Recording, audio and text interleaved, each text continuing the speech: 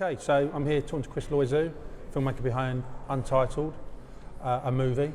A movie. What is it, a movie or a film? It is a movie and a film. No, but I mean in the brackets. You know, it's a film. A film, okay. Yeah, it's a film. Congratulations on the nominations. Thank you very Welcome much. to London. So Chris, if you could just explain, give us a synopsis, introduce yourself, sorry for the wobbly table. That's all right, don't worry. Yeah, and just look at me, look at my ugly mug. Okay, yeah, give us your full name, brief synopsis, and then we'll get into the groove of the interview. It's always been a tough one to pitch. My name's Chris Loiseau, the film's Untitled film. It's basically a contemporary 40s noir thriller with a sort of, adaptation type concept. So it's about filmmaking and it's about screenwriting, but it's done in a very wry way with tongue firmly in cheek. And that's pretty much what it's about. A producer whose day deteriorates in 8 hours. So he starts off as a very, very successful man, fresh from Cannes, with lots of success. And it sort of crumbles as it goes on. And it deteriorates as it goes along. But then he, alongside the writing of one of his best friend's scripts. So we're not quite sure what is real and what isn't. And where does I suppose the premise is that you've been making films. I guess that is the premise of the story. Well, it is. The weird thing is just because it could have been it could have been anyone. It could have been a lawyer. It could have been an accountant. Do you know what? That's the test I gave myself. I used the film industry because it's the industry I know. Yeah. But I suspect this would work with any backdrop. Anybody that sits in an office, and it's, we could go through a whole day of communication with other people and not see a living soul. And sometimes when you're working, especially as a writer, you do that.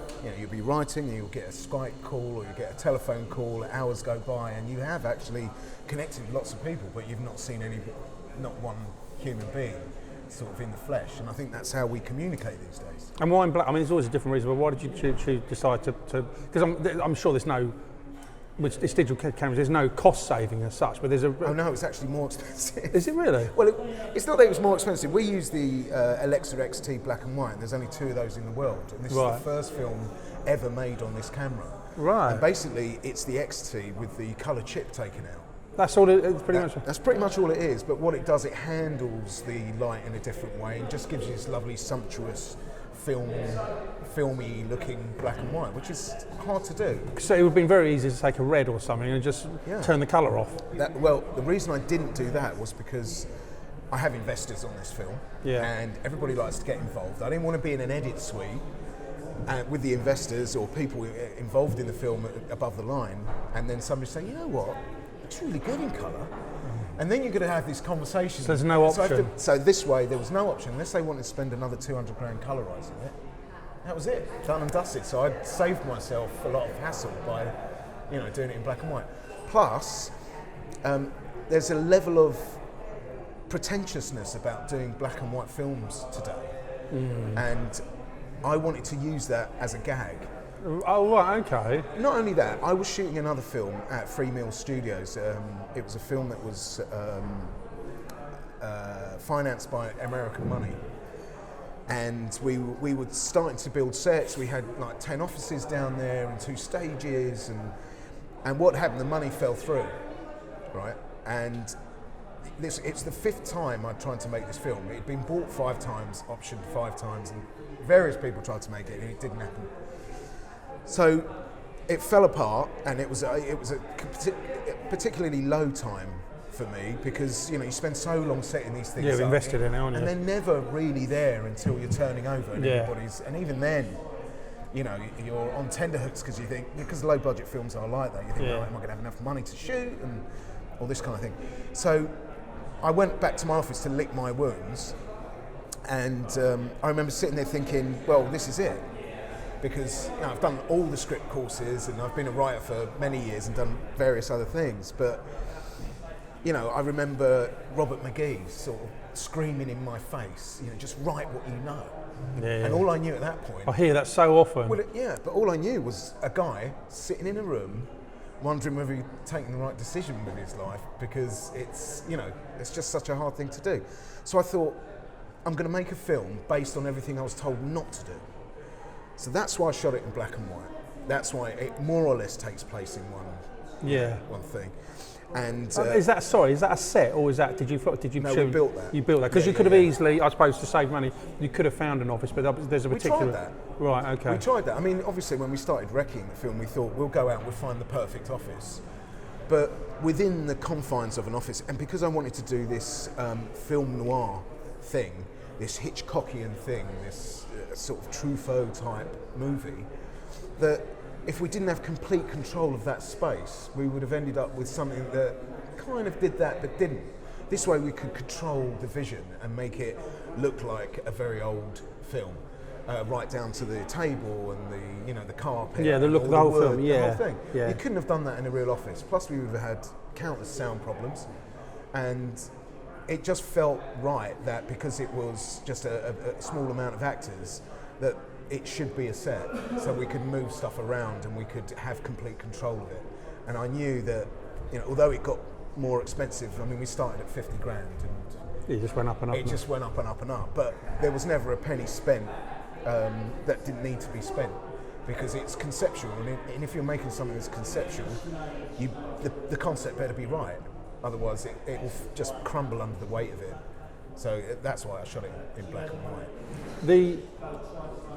The big problem, funny enough, this film reminds me of Locke, actually. Yes, I've used that sometimes. Yeah, although the difference, of course, is you see the characters. I mean, I know he's on the phone, but as in Locke, you don't. But I'm just wondering, did you at any point think, I'm going to have these people on the phone, but you're not going to see them? Or was it always your intention to do it? So you do see the characters? We do see them. I mean, what I wanted to do to sort of create this weird visual paradox was that it had to look like a 40s noir, but at the same time it had to run on today's technology. So again, we think it's a film first, in so much as we shot everything live. I had 5 other sets where the other people were calling in, and we built sets around them. Oh, okay, all next to each other, or whatever, More or less next to. I was running from set to set, trying to direct at the same time. And sorry, when you say live, you literally say if there's a phone call being...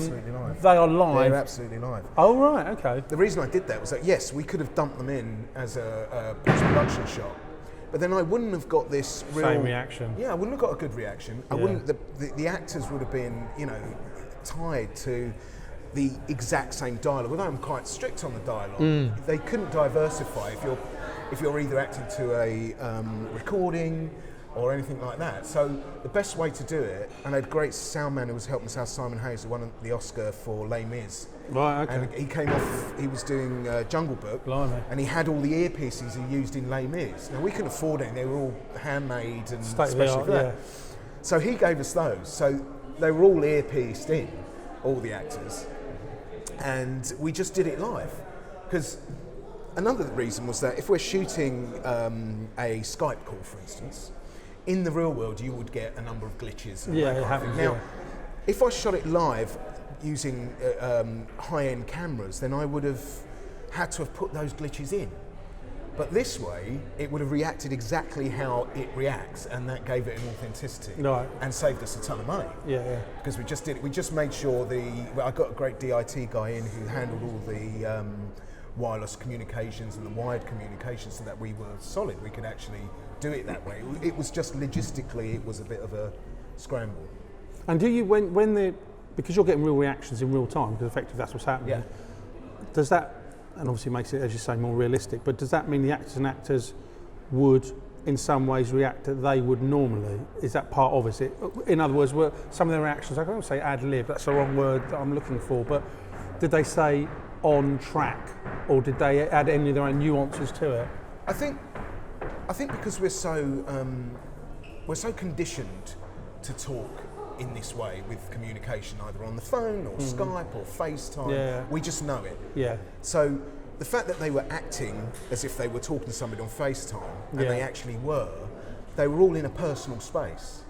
Because your caller only sees that, but they have their own personal space. So they knew how to react to a screen. Yeah. It's not something I had to teach them how to do. So it made it really authentic, because they could react. I mean, the dialogue was quite strict because I wanted to do something that was conceptual, and I always like the actors to throw their own thing in if they want to. Right. As long as it's along the lines of what we're doing. Yeah. But I do like to stick to the dialogue, and a lot of the actors did. I think, again, it's because you've seen it, you know it's quite a tight thriller. So you don't really have time to ad-lib and be really loose with it. The point is, with the film where it's one guy in a room, you just have to keep moving. If you don't, it will become boring, or it will become staid, or people will kind of lose the track.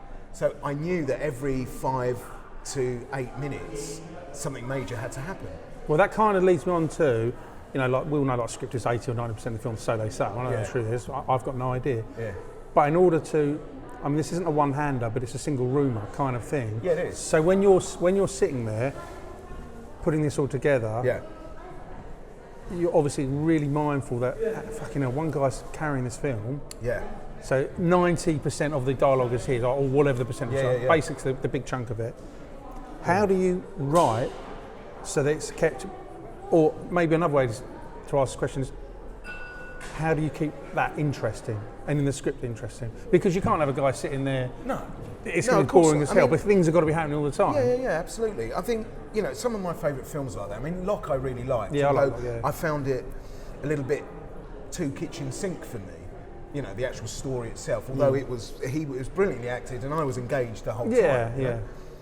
So, Locke, 12 Angry Men, Buried, which is a guy in a box. Oh yeah, I couldn't watch that. I couldn't, because I read that before I watched it, and then I thought, it's a really accomplished script, but I thought, did I want to be in a box for 2 hours? But actually, it does work. Yeah. And it does, and it is the spoken word that gives you the story. And another reason for making this film was that because I'm a big believer in story.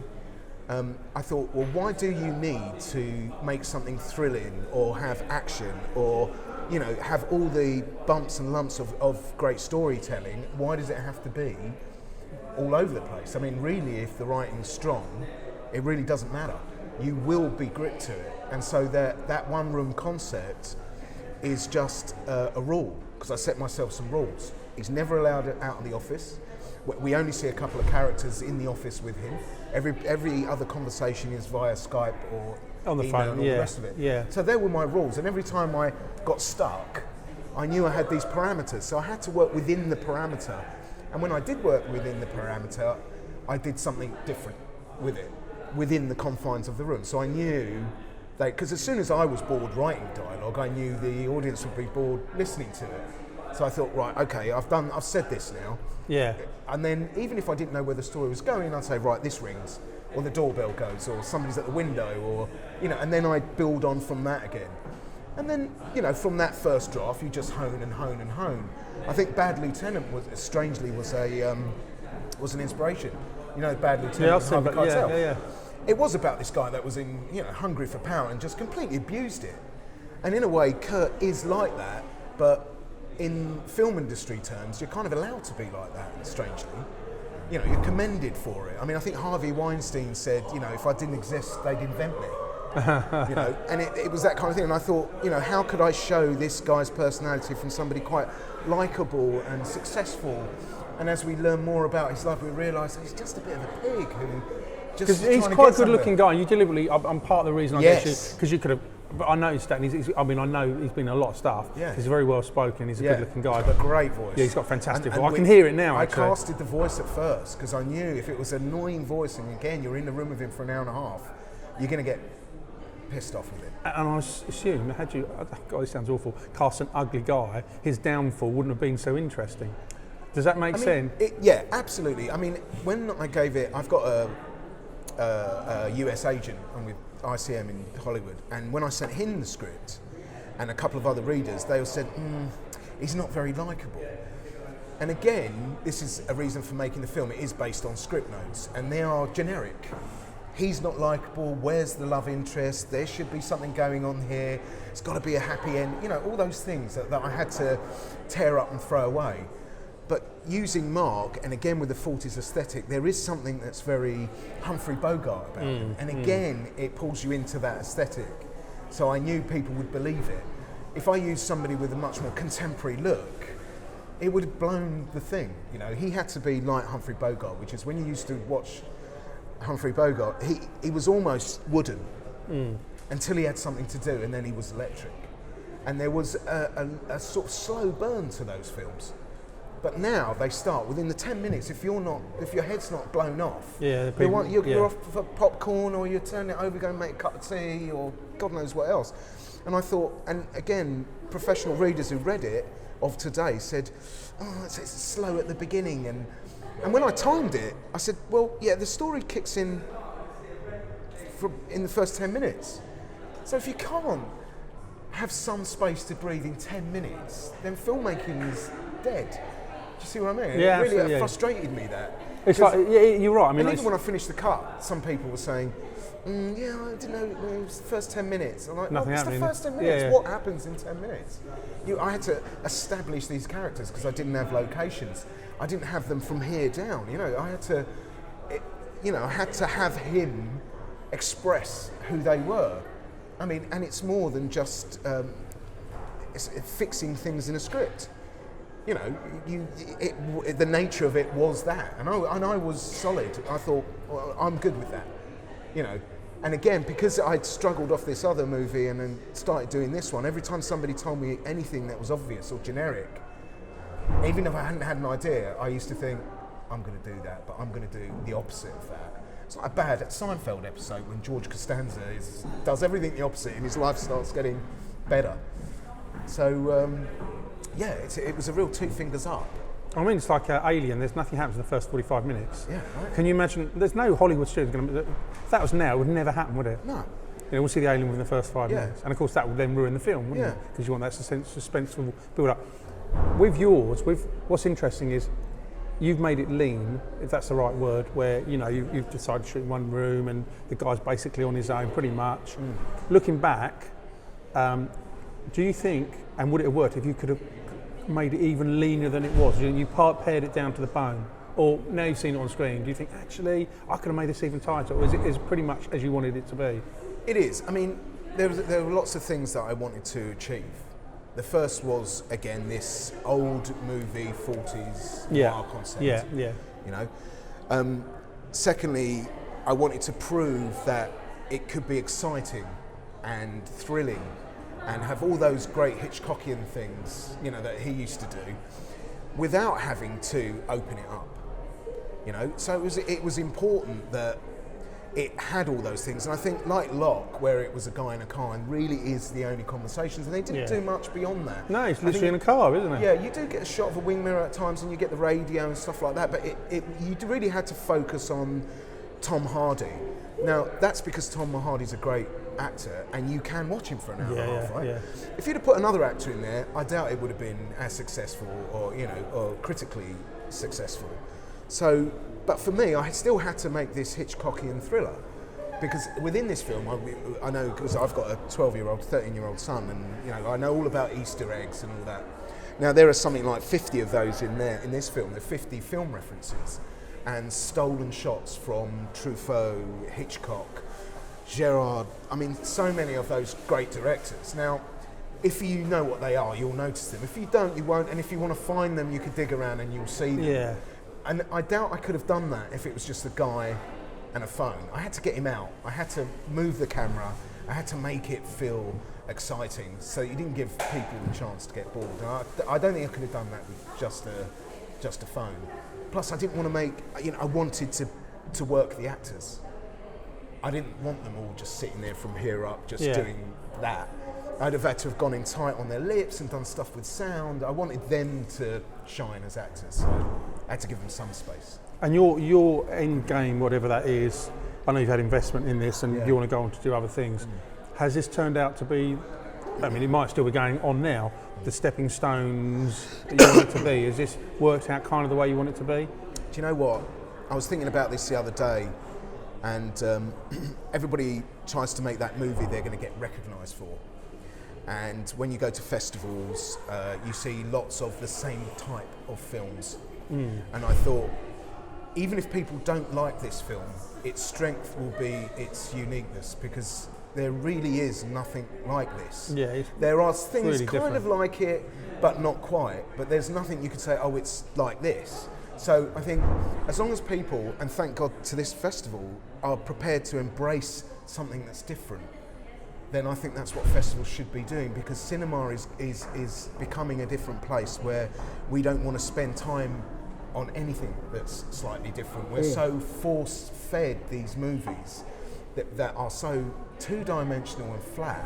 We're losing all these other things, and I think people are ready for them, but there aren't as many places to go and see those things. No. You know, there are the art house cinemas and so on, but my film is about laughing at the art house film. Another reason why it's in black and white, because really it follows the line of your typical Hollywood thriller, because there is sex and there is nudity and there is murder and there is all that stuff that should be in a Hollywood script, dressed up as an art film, dressed up as a noir, and just looking like something else. My fear was that maybe people within the industry would look at it and say, oh, industry movie, who does he think he is? You can't say that.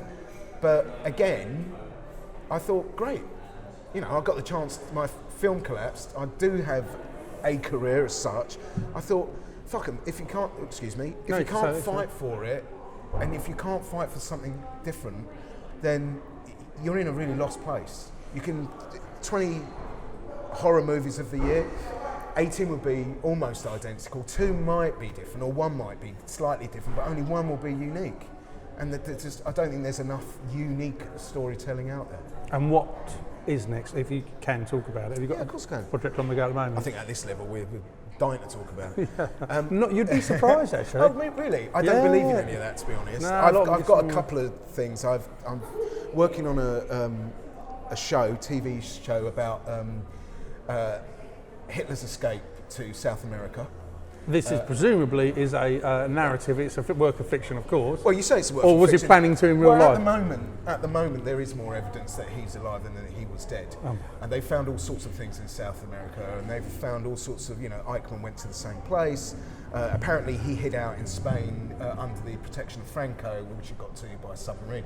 But it sounds really far-fetched, which makes it great drama. But at the same time, his whole trip has evidence to say that he made it. But the skull that they found that the Russians had, in Berlin, well, they've tested it now, and it's a skull of a 40-year-old woman. So there wasn't even a body.